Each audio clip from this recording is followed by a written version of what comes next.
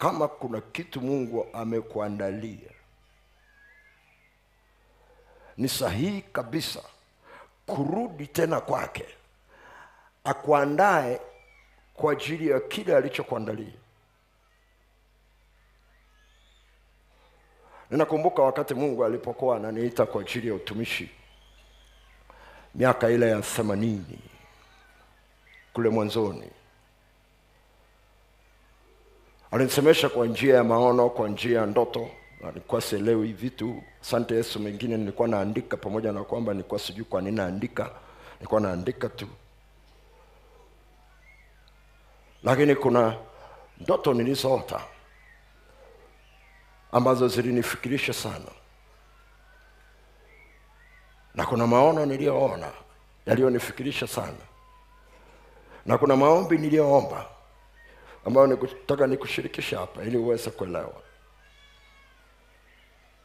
Bwana Yesu asifiwe. Bwana Yesu asifiwe. Haleluya.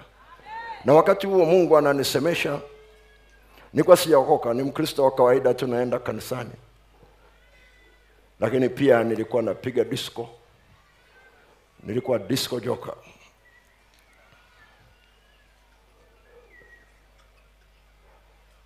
Na Mungu akaamua kunitembelea. Ndoto moja ambayo niliota niko kwenye chumba,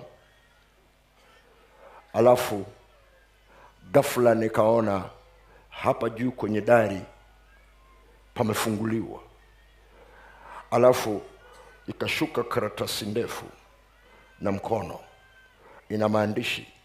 Mimi nilikuwa nimekaa kwenye kiti, alafu nikajaribu kusoma, ikapandisha juu, ikateremshwa mara ya pili.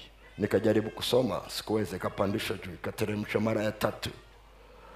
Nikajaribu kusoma, ikapandisha juu, alafu nikasikia sauti kutoka hapa juu ikisema, hiki ni kitabu cha Joshua.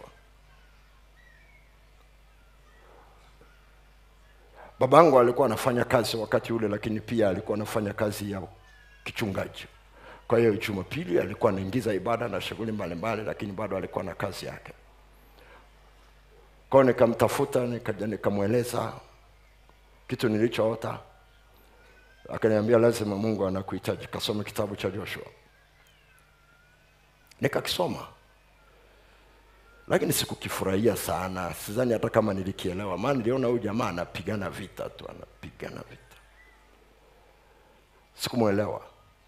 Mwaka uliofuata Mungu akanipa maono wakati ninaumwa sana.